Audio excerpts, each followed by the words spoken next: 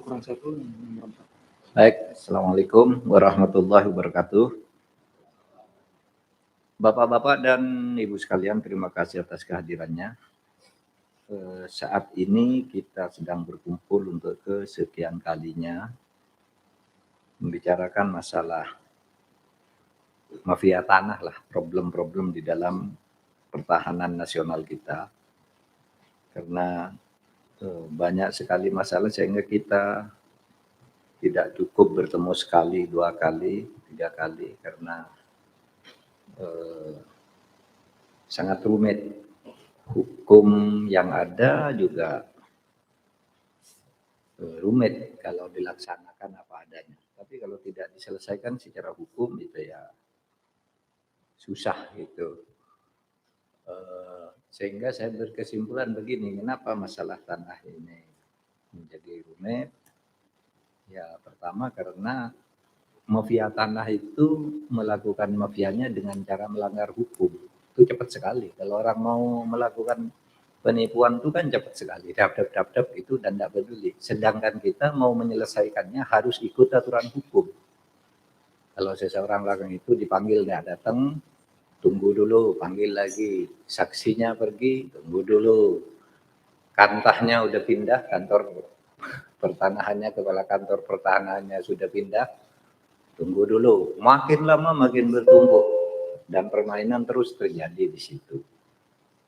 Nah, kita mau menyelesaikannya dan hari ini kita bertemu pertama atas usul Mas Eros Jarot yang sekarang membentuk satu kelompok atau mengadakan penggalangan pembangunan opini dan gerakan, tentu saja bukan sekedar opini, untuk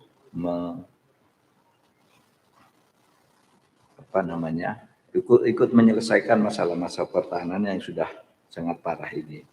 Sehingga di sini kalau menurut daftar saya yang dari tamu ini yang hadir, ada Mas Bambang Harimurti, kemudian Pak Faisal Basri tidak datang ya. Tadi macet kali ya, tapi di sini confirm ini.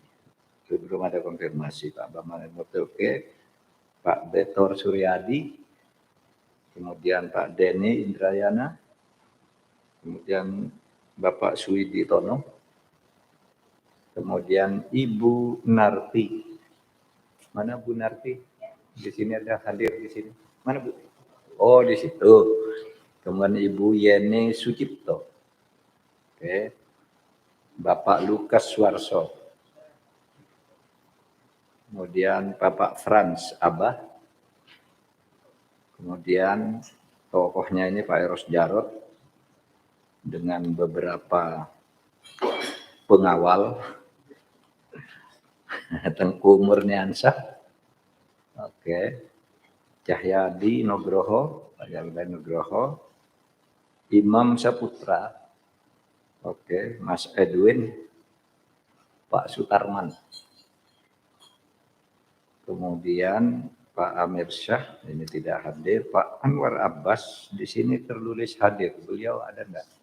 Dari PP Muhammadiyah. Mungkin masih terjebak macet. Oke. Baik Pak, saya masuk aja ke saya beri dulu gambaran masalah-masalah tanahnya. Saya perkenal nanti yang akan menjelaskan. Jadi dari Kementerian ATR BPN, jadi ini serius Pak Eros yang hadir, pejabat-pejabat utamanya semua ini.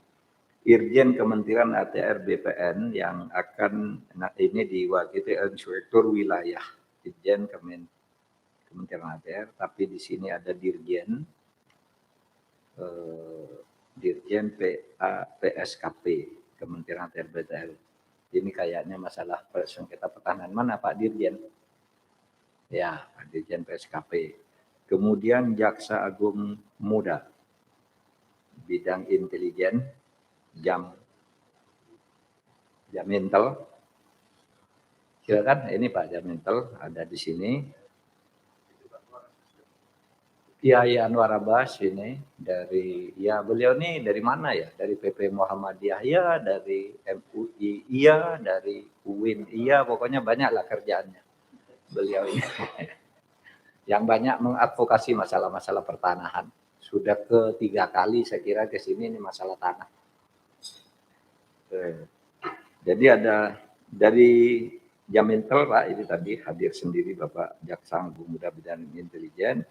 Kemudian Jampidum ini diwakili oleh Kasih Wilayah 2. Kemudian Pak Kabar Eskrim hadir sendiri, Pak Agus Samtrianto didampingi oleh Bapak Dirpidum, dan tentu dari Kemenko Polhukam ada banyak ya, dari Deputi 3, dari staf khusus dan sebagainya.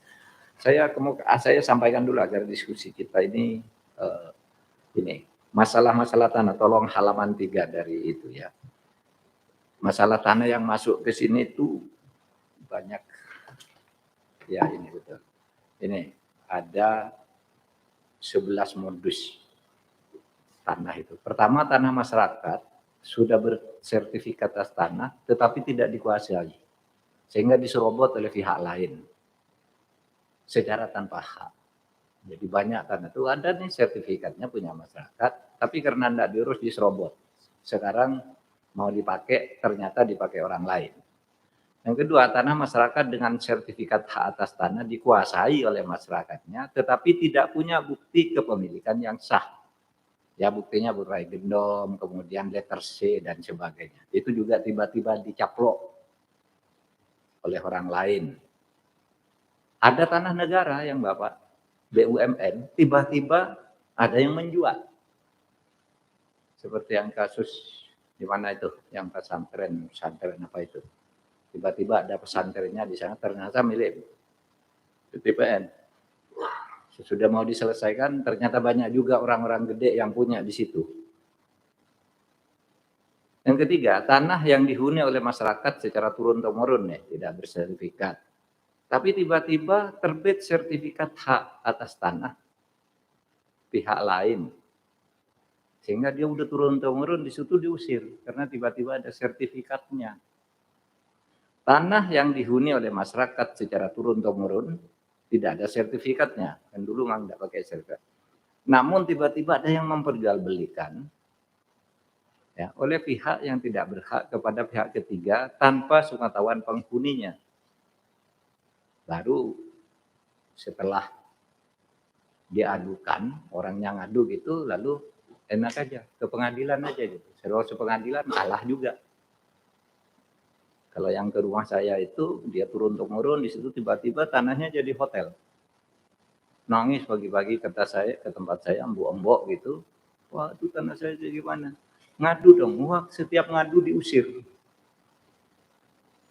Di kantor polisi diusir katanya. Kamu menduduki tanah secara padahal dia udah turun-temurun di situ hotelnya baru. Gitu. Dia enggak punya akses untuk mengadu ke Mas Eros gitu. Kan banyak di desa-desa tuh yang begitu. Mau ngadu ke mana dia? Suruh ke Jakarta mau ketemu siapa? Ke Polsek saja sudah diusir. Gitu. Ke BPN juga tidak dilayani. Banyak nih yang begini nih. Berikutnya, halaman berikutnya. Ada klaim tanah adat nih, tanah ulayat. Di atas area tanah sudah bersertifikat milik masyarakat, namun masyarakatnya yang ingin menempati dipolisikan. Malah digiring ke kantor polisi. Ada bodyguard-bodyguardnya. Tidak punya akses lagi. Kemudian ada yang banyak juga kesalahan kantor pertanahan. Provinsi, kota, kabupaten melakukan penerbitan sertifikat hak atas tanah. Ya, ada kesalahan penentuan batas tanah, kesalahan pemetaan plotting tanah, keabsahan dokumen tanah yang mengakibatkan tumbang tindih area tanah antar masyarakat. Sertifikatnya lebih dari satu lah. Ketika dibawa ke kantor pertanahan, loh kok ini ada begini? Waduh, gimana ya? Sudah ke pengadilan aja. Ke pengadilan enggak jelas lagi. Keputusannya bisa ada 2 macam, bisa 3 macam. Jadi bukan kita tidak tahu yang begini nih, tapi bayangkan betapa tidak mudahnya. Kalau orang mengatakan kenapa tidak ditindak, justru kita punya rumusan yang begini nih, dan karena kita sudah mulai bertindak. Sehingga kita tahu, oh ini peta masalahnya. Gitu. Bukan tidak mau menyelesaikan. Tapi tidak mudah karena kita menyelesaikan harus lewat hukum. Sedangkan yang nyerobot ini tidak lewat hukum, seenaknya. Nah, orang seenaknya tuh bisa seketika buat gitu pelanggaran itu. Ada masyarakat yang menguasai tanah aset milik pemerintah yang banyak nih, BUMN, BUMN, aset BUMD, menguasai tanpa hak. Terkadang melibatkan orang gede yang juga memiliki klaim. Misalnya tuh yang saya sebut tadi kasus PTPN yang tiba-tiba ada ponpesnya yang mewah, sesudah dipersoalkan ribut karena dia sudah membeli, sesudah diteliti di pinggir-pinggirnya tuh banyak lagi orang gede yang punya tanah di situ, pensiunan menteri lah, pensiunan jenderal lah, mantan bupati, punya semua di situ. Rumit lagi masalahnya. Ya yang begini-gini ya tinggal PTPN-nya, tapi tadi coba yang lain-lain itu gimana?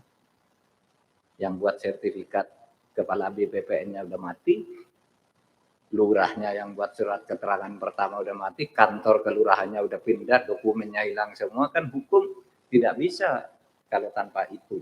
Gitu. Hukum yang sekarang. Makanya kita ketemu nanti kita buat hukum. Ya kalau perlu hukum rimba juga gitu. Terbitnya sertifikat hak atas tanah milik masyarakat di atas tanah aset pemerintah. Ini banyak. Aset pemerintah pemulihan masa lalu. Ya. Di Solo itu masih ada tuh. Waktu dulu dibangun itu di Solo dibangun mall, dibangun fasilitas umum untuk pemerintah. Tiba-tiba muncul keturunan Paku Buwono 7 misalnya. Saya keturunan Paku Buwono, ini tanah kami, berperkara lagi, dimenangkan lagi oleh pengadilan. Padahal itu sertifikat zaman Belanda 300 tahun yang lalu. Gitu. Sekarang ini terkatung-katung lagi. Kemudian terbitnya sertifikat hak atas tanah milik masyarakat. Berikutnya, halaman berikutnya.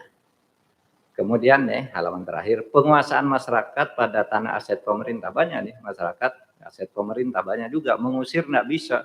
Dan ini ribuan hektar. Yang tidak dilengkapi dengan sertifikat hak atas tanah.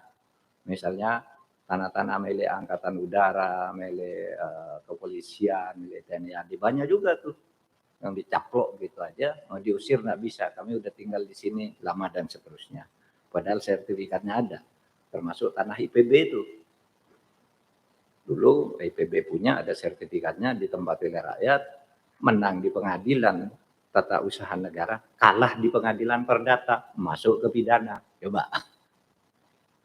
Tadi diskusi dengan Pak Agus Kabariskim, gimana ya kalau kayak gini?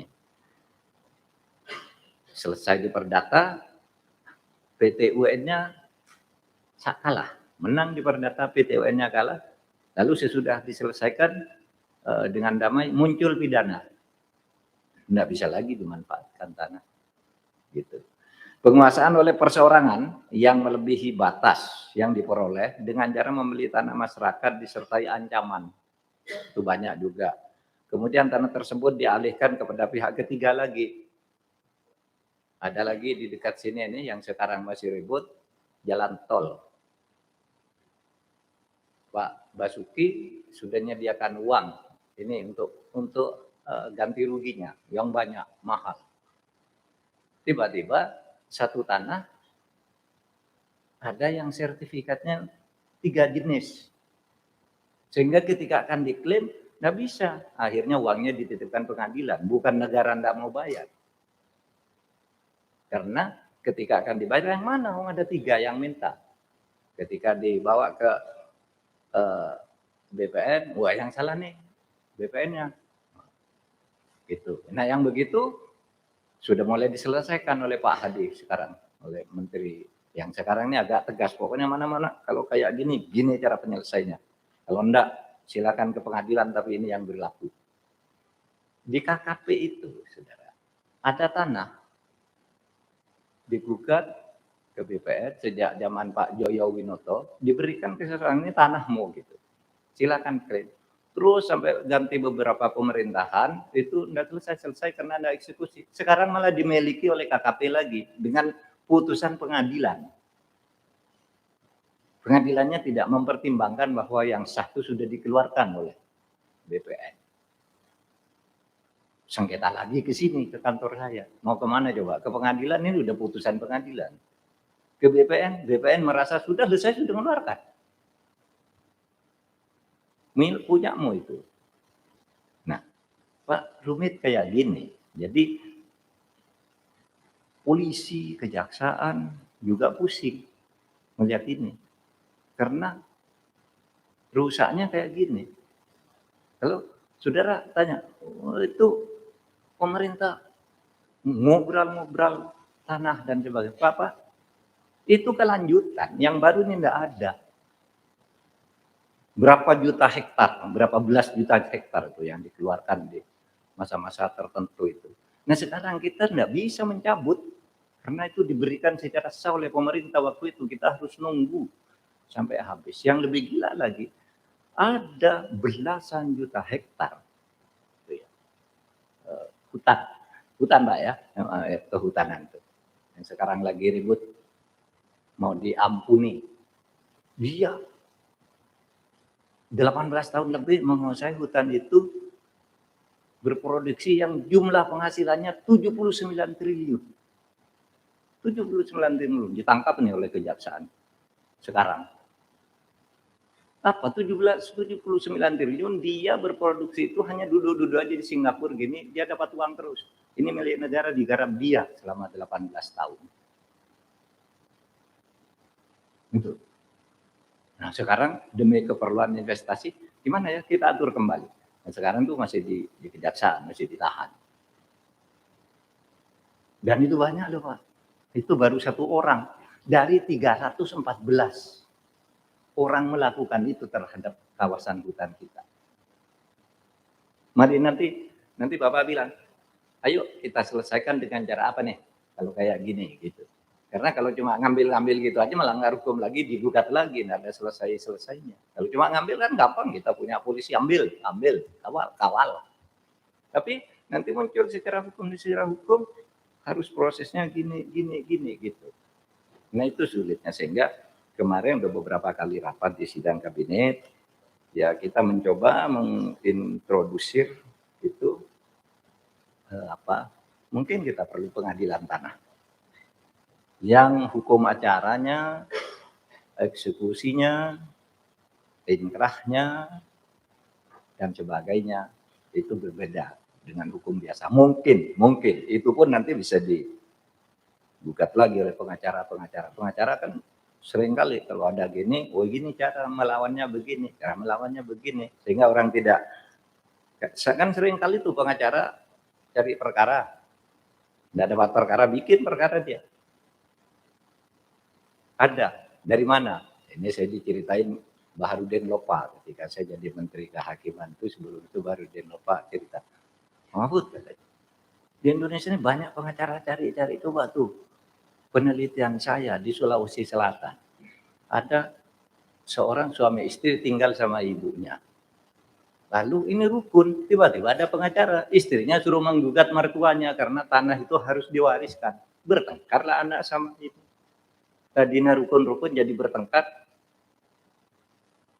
Karena apa? Pengacara mencari celah hukum, kamu tuh ahli waris. Kok masa kamu tinggal sama ibumu harusnya sudah membagi harta itu, sementara ibu ingin tinggal sama anaknya di tanah itu. Ada yang begitu. Rumit Pak, rumit. Ya kalau kayak gitu-gitu, ya tidak terlalu sulit. Tapi kalau yang ini tadi gimana?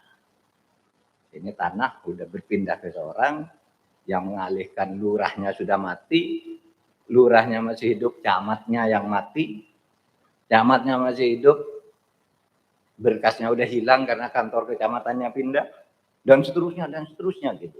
Begitu banyak masalah tanah di negeri ini.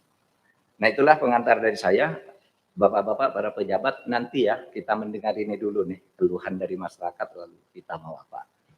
Mulai dari Mas Eros atau Pak Denny atau Pak Bambang atau siapa? Mas Eros.